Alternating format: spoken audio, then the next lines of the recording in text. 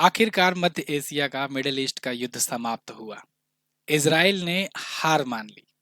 Israel ने हार कैसे मानी, आइए समझते हैं इस वीडियो में। इजराइल को आखिरकार वहीं पर आना पड़ा जो बहुत पहले ही हमास कह रहा था, या कहें कि हमास अपनी डील मनवाने में कामयाब रहा, अपनी शर्तें मनवाने में कामयाब रहा। इसमें नेतन्याहू की हार मानी जा रही है। लगभग 1.5 सालों तक चले ये युद्ध के बाद अब फाइनली सीज फायर पर समझौता हुआ है इजराइल और हमास के बीच में। इसके पीछे क्या क्या कारण रहे, कौन कौन से वो लोग रहे जो ये डील कराने में अहम भूमिका निभाए, उसको हम लोग समझेंगे। ये सीज फायर डील है क्या, और क्या क्या शर्तें हैं, किन किन शर्तों पर सहमति हुई है, किस प्रकार से इजराइल के नागरिक छोड़े जाएंगे, किस प्रकार से हमास के या फिलिस्तीनी जो बंधक है वो छोड़े जाएंगे, सब कुछ हम लोग बहुत ही आसान भाषा में समझने वाले हैं। इसमें डोनाल्ड ट्रंप का भी बहुत बड़ा हाथ है, क्योंकि डोनाल्ड ट्रंप ने अपने शपथ ग्रहण से पहले ही अनाउंस कर दिया था कि भाई हमारे शपथ से पहले पहले ये युद्ध खत्म कर दो। असली पावर हो, असली अगर पावरफुल इंसान हो तो भाई ट्रंप जैसा होना चाहिए। यहाँ पर मानना पड़ेगा, दाद देनी पड़ेगी कि क्या संयुक्त राष्ट्र, क्या इंटरनेशनल क्रिमिनल कोर्ट, क्या दुनिया भर की तमाम संस्थाएं, तमाम देश नहीं जो करा पाए वो डोनाल्ड ट्रंप अपने शपथ से पहले बस एक धमकी से करा दिए। चलिए समझते हैं वीडियो को। यहाँ पर आप आर्टिकल देख पाओगे, Israel Hamas ceasefire Gaza जो है ये take effect on Sunday morning. तो रविवार को, कल यानी कि रविवार को ये शुरू हो जाएगा सीज फायर। इसका मतलब कि युद्ध विराम शुरू हो गया है। सीज फायर मतलब होता है युद्ध विराम। अच्छा, अब एक टर्म और जानिए। अब पूरी तरीके से जंग नहीं खत्म हुई है। सीज फायर कब होता है? सीज फायर का मतलब है कि हम जो युद्ध चल रहा है उसमें कुछ समय के लिए विराम देंगे, है ना। विराम देंगे मतलब ये रोके हैं, ऑफिशियली युद्ध खत्म करने की घोषणा नहीं किए हैं। तो युद्ध विराम हुआ है। ऐसा क्यों किया जाता है? ऐसा इस कारण से किया जाता है कि मान लो हम कहे कि चलो ठीक है अब हम युद्ध नहीं लड़ेंगे, अशोक की तरह, सम्राट अशोक की तरह हथियार डाल दिए कि चलो अब हम जीवन भर युद्ध नहीं करेंगे। अब पता चला कि कोई आकर के बाद में अटैक कर दिया, फिर से सामने वाला कहा नहीं नहीं ये ऐसा नहीं खेलेंगे। तो ऐसा ना हो, इसलिए सीज फायर होता है कि मतलब युद्ध विराम की पहली घोषणा होती है। लंबे समय तक युद्ध विराम का घोषणा रहता है, चलता रहता है, फिर बाद में समझौता वगैरह हो जाता है, शांति समझौता हो जाता है। तो ये टर्म्स होते हैं। तो अभी युद्ध विराम हुआ है, सीज फायर पर समझौता हुआ है, और ये समझौता 3 फेजेस में होगा पूरा। मतलब इतना जल्दी नहीं कंप्लीट हो जाएगा, 42 दिन लगेंगे। स्टेप बाय स्टेप, पहला स्टेप होगा उसमें देखा जाएगा कि पहले स्टेप में सब कुछ ठीक चल रहा है, नियम का पालन दोनों लोग कर रहे हैं, तो फिर अगला फेज शुरू होगा। फिर नियम का पालन कर रहे हैं, फिर अगला फेज शुरू होगा। इस हिसाब से 3 फेज में ये शुरू होगा, ये सीज फायर का पूरा समझौता कंप्लीट होने वाला है। इजराइल, लेबनान, गाजा या फिलिस्तीन, ये सब कहाँ है इसको आइए समझते हैं वर्ल्ड मैप में। वर्ल्ड मैप में अगर आप देखोगे तो ये रहा अपना प्यारा भारत। यहाँ से आप इजराइल की तरफ आना चाहोगे ना तो आपको पाकिस्तान आना होगा, पाकिस्तान से ईरान, ईरान से इराक, इराक से इधर जॉर्डन, जॉर्डन के बाद इधर एक देश मिलेगा आपको इजराइल। इजराइल में ही ये जो छोटा सा क्षेत्र है यहाँ पर फिलिस्तीन का है, और यहाँ पर एक गाजा स्ट्रिप है, गाजा पट्टी है, वो भी फिलिस्तीन का ही हिस्सा माना जाता है। इसराइल को भारत भी ऑफिशियल तरीके से 2 स्टेट डिक्लेरेशन को मानता आया है। इसराइल की 2 स्टेट पॉलिसी क्या है इसको मैं कई बार आपको समझा भी चुका हूँ। तो इसके तहत क्या है कि हम फिलिस्तीन को भी मानते हैं और हम इसराइल को भी मानते हैं वहां पर कि वो दोनों जगहों की धरती है। कुछ देश जो है वो सिंगल स्टेट मानते हैं कि केवल वो इसराइल का, कुछ है जो केवल फिलिस्तीन का पूरा हिस्सा मानते हैं, है ना। फिलहाल इजराइल ये रहा, ऊपर लेबनान है, और नीचे यहाँ पर आपको दिख जाएगा मिस्र यानी इजिप्ट दिख जाएगा। इधर जॉर्डन है, इधर सीरिया है, इधर इराक है, और ये रहा ईरान। ये सबको जानना आपके लिए जरूरी है क्योंकि इन सब का रोल रहा है इजराइल और हमास के इस वार में समय समय पर। और यहाँ पर आपको एक देश दिखेगा, ये है कतर। इस कतर देश को भी याद रखना, अभी इसका भी रोल आने वाला है क्योंकि ये जो डील हुई है ये यहीं कतर की राजधानी दोहा में हुई है।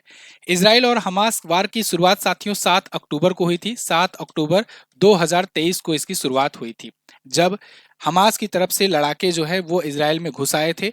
इसराइल की खुफिया एजेंसी मोसाद और उसकी जो मिलिट्री विंग है, इनका मिलिट्री इंटेलिजेंस है, इनका बहुत बड़ा फेलियर माना गया था क्योंकि इतनी ज़्यादा मात्रा में हमास के लड़ाके घुसते चले आए और इसराइल को भनक तक नहीं लगी। और ना सिर्फ घुसे बल्कि वहां पर लगभग 1200 लोगों को मौत के घाट उतार दिया इसराइल में। इसके अलावा 251 से ज़्यादा लोगों को गिरफ्तार करके लिए गए, मतलब कि कैद करके, बंदी बना करके लिए गए।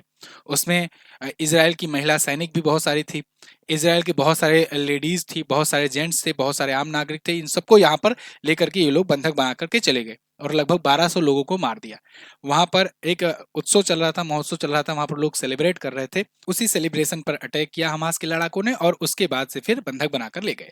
फिर क्या हुआ, फिर अगले ही दिन से इजराइल ने युद्ध की घोषणा कर दी और हमास पर, गाजा पट्टी पर लगातार अटैक पर अटैक करते चले गए।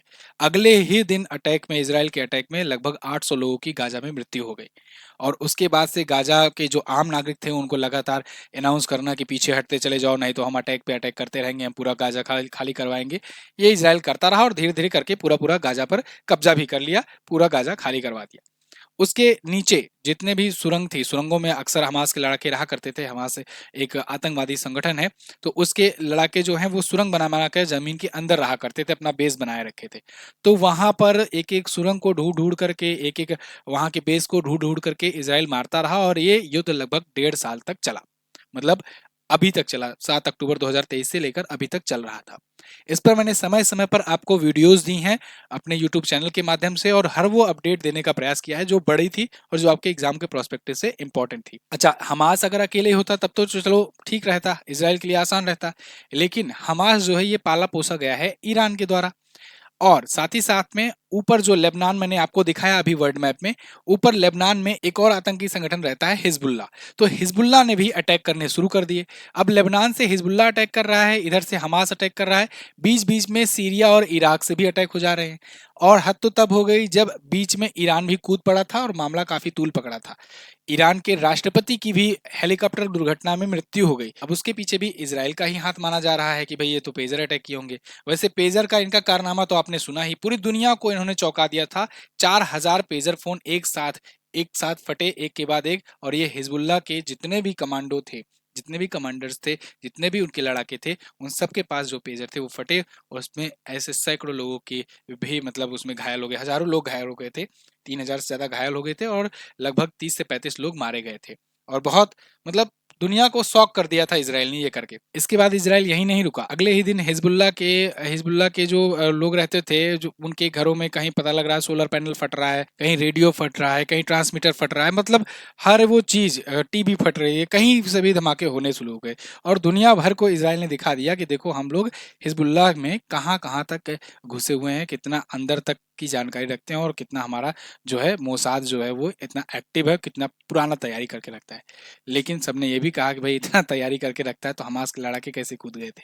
फिलहाल तो ईरान इजराइल का भी युद्ध चला, बीच में बहुत सारी घटनाएं हुई, ये सब पर मैंने आपको अब समय समय पर अपडेट दिया है, आप देख सकते हो। 7 दिनों के लिए पहला सीज फायर हुआ था इसराइल और हमास के बीच, जब इसराइल ने 240 फिलिस्तीनी महिलाओं और नाबालिग बच्चों को रिहा किया था।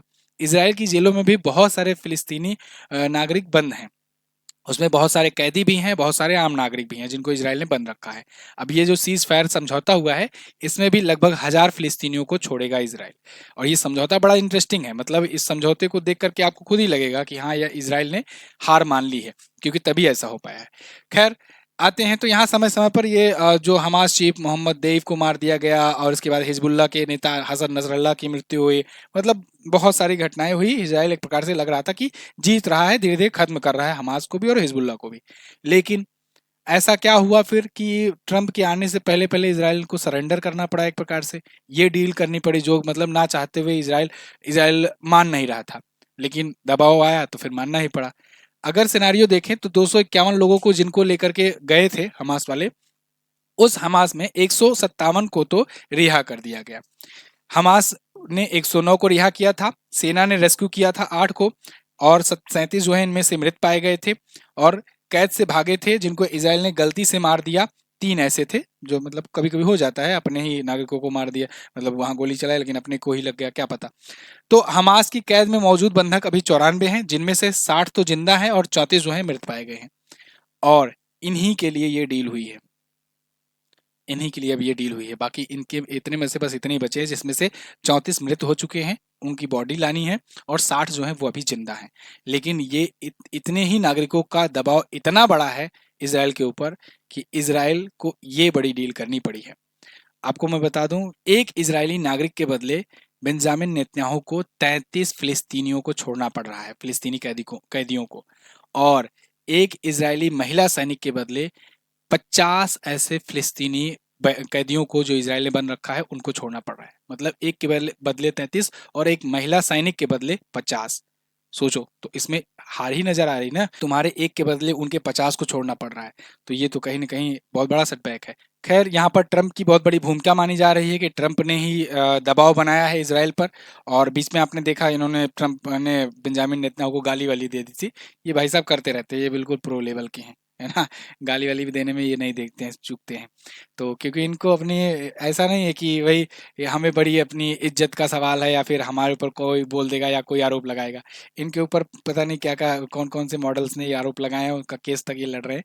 तो इनको इस सब चीज़ की परवाह नहीं है। खैर, मिस्र, कतर और अमेरिका इन तीनों की मध्यस्थता हुई और उसके बाद फिर ये डील हुई। अब यहाँ से बहुत ध्यान से देखिएगा क्योंकि ये पूरी डील मैं आपको समझाने वाला हूँ कि किस मुद्दों पर ये डील हुई है। तो यहाँ देखो कतर की राजधानी दोहा में यहाँ 3 देश आए। और चूंकि देखो ना अमेरिका का ना इसराइल का डायरेक्टली संपर्क तो है नहीं हमास वालों से कि हाँ ठीक है फोन पे बात करते हैं कि आज मिसाइल दागनी है कि नहीं दागनी है। कोई मध्यस्थता कराने आएगा तभी मध्यस्थता हो पाएगी। तो ये मध्यस्थता मिस्र और अमेरिका मिल करके कतर में आकर के करा रहे हैं। और कतर के प्रधानमंत्री जो हैं ये बातचीत करवा रहे हैं। इसराइल का प्रतिनिधित्व मोसाद के चीफ डेविड बार्निया कर रहे हैं। मोसाद जो है ये इसराइल की खुफिया एजेंसी है जो दुनिया के वन ऑफ द स्ट्रॉन्गेस्ट कहे ज्यादा सही होगा। सिन वेद चीफ रोनेन बार, इन दोनों के बीच में ये प्रतिनिधित्व होकर के ये हुआ। और यहाँ पर ट्रंप की तरफ से दूत आए थे स्टीव विटकॉफ और जो बाइडन, क्योंकि अभी भी राष्ट्रपति हैं, अभी कल के बाद से ट्रंप आएंगे 20 तारीख के बाद से, तब तक तो जो बाइडन के ही हैं। तो इनके दूत बेट मैकगर्ग ये भी मौजूद रहे और इन सबके बीच में ये पूरा डील हुई, कंप्लीट हुई और इस नतीजे पर इसराइल को मनवाने में कामयाब रहे। अब ये जो है 3 फेज में होगा। 3 फेज में मैंने आपको शुरुआत में ही बताया इसलिए किया जाता है जिससे देखा जाए कि पहला फेज के तहत सब लोग नियम कानून सब ठीक चल रहा है, सब लोग मान रहे हैं, तो चलो अगला फेज शुरू करो। लास्ट में जाकर के हमास वाले लास्ट में जाकर के वो बॉडीज देंगे। जिंदा लोगों को तो पहले छोड़ेंगे लेकिन लास्ट वाले फेज में जाकर के बॉडीज देंगे। ये डील हुई है, मतलब बहुत खतरनाक डील है। देखो 19 जनवरी से 1 मार्च तक गाजा में पूरी तरीके से युद्ध विराम रहेगा। मतलब जब तक ये रहेगा तब तक सीज फायर रहेगा, कोई भी कोई कहीं पर भी हमला नहीं करेगा। हमास 33 इजरायली बंधकों को रिहा करेगा। ठीक है, पहले फेज के तहत 33 इजरायली बंधक रिहा किए जाएंगे। इजरायली सेना गाजा की सीमा से 700 मीटर पीछे लौटेगी। इसराइल में न्याय मंत्रालय ने भी 95 फिलिस्तीनी कैदियों की लिस्ट जारी की है जिन्हें रविवार को रिहा किया जाएगा, यानी कल ही रिहा किया जाएगा।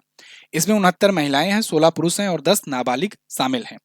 इसराइल रोजाना अपने एक बंधक के बदले 33 फिलिस्तीनी बंदियों को रिहा करेगा। इसराइल की सेना के इसराइल के एक नागरिक आएंगे तो इधर से 33 छोड़े जाएंगे, है ना। 33 ऐसे जो फिलिस्तीन के हैं ना, जिनको इन्होंने बंदी बना कर रखा है। एक इजरायली महिला सैनिक के बदले 50 फिलिस्तीनी बंदियों की रिहाई की जाएगी इसराइल के द्वारा, है ना। दूसरा फेज अगर तब शुरू होगा जब पहला फेज सक्सेसफुली हो जाता है। 16वें दिन यानी कि 3 फरवरी तक अगर सब कुछ ठीक रहता है तो दूसरा फेज शुरू होगा और इस पर बातचीत शुरू हो जाएगी। इस दौरान भी कोई हमला नहीं किया जाएगा। जिंदा बचे हुए बाकी बंधकों को रिहा किया जाएगा। इसराइल के जो भी जिंदा बचे हैं ना, मतलब 33 में से जो 60 बचेंगे ना, 27, वो सबको छोड़ा जाएगा। इसराइल 1000 फिलिस्तीनी कैदियों को रिहा करेगा। टोटल 1000 फिलिस्तीनी कैदियों को इसराइल छोड़ेगा इसके बदले। इसमें लगभग 190 कैदी हैं, ऐसे कैदी हैं 190 जो 15 साल से ज्यादा समय से इसराइल की जेलों में बंद हैं, उन सबको भी छोड़ा जाएगा, है ना। 190 कैदी छूटेंगे। इसके बाद ही आगे चल करके फिर हमास खड़ा करेंगे। इसके बाद फेज 3 शुरू होगा। फेज 3 में आखिरी फेज में गाजा को दोबारा बसाया जाएगा। ये कहा गया भैया जो ये बर्बाद की हो ना सिटी, इसको बनाने की भी जिम्मेदारी तुम लो, इस सिटी को दोबारा बसाओ। तो अगले 3 से 5 सालों में गाजा को दोबारा से बसाया जाएगा। जो नागरिक जो गए हुए हैं छोड़ करके उनको फिर से ला करके उनको शेल्टर दिया जाएगा, उनको घर वगैरह बनाएंगे। हमास के कब्जे में मारे गए बंधकों के 100 इसराइल को सौंपे जाएंगे लास्ट वाले फेज में। तो ये 3 फेज में डील होने वाली है। अब इसको देख करके आपको क्या लगता है? यही लगता है ना कि इसराइल ने सरेंडर किया, मतलब अब तो इसमें कोई डाउट लग ही नहीं रहा है। अब इसमें नुकसान किसका हुआ? जो लोग लड़ रहे हैं उन सबका हुआ ही हुआ।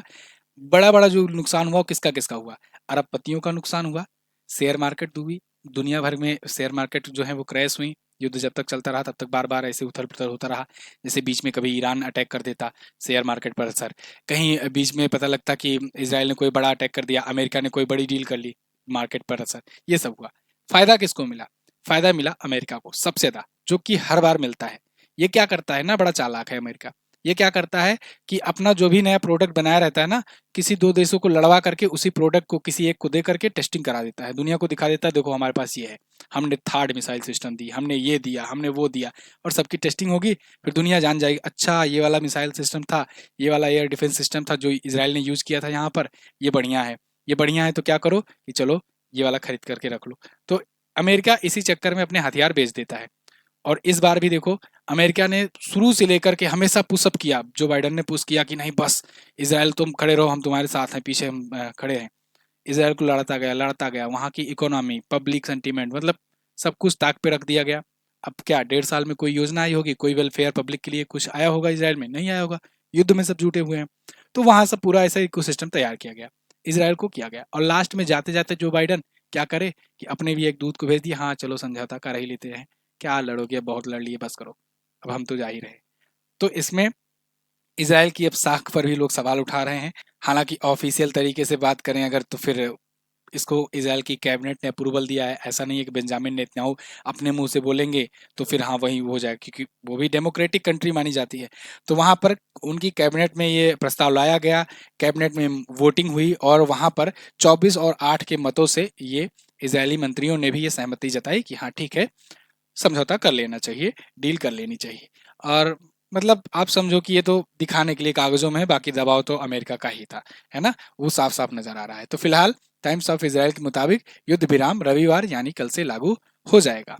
अब इस पर आपकी क्या राय है, आप किस प्रकार से इस चीज को देखते हैं, कमेंट करके जरूर बताइए। मैं डॉक्टर एपीजे अब्दुल कलाम जी की एक लाइन से ये वीडियो का समअप करना चाहूंगा, ताकत ताकत का ही सम्मान करती है। बाकी आप समझदार हैं।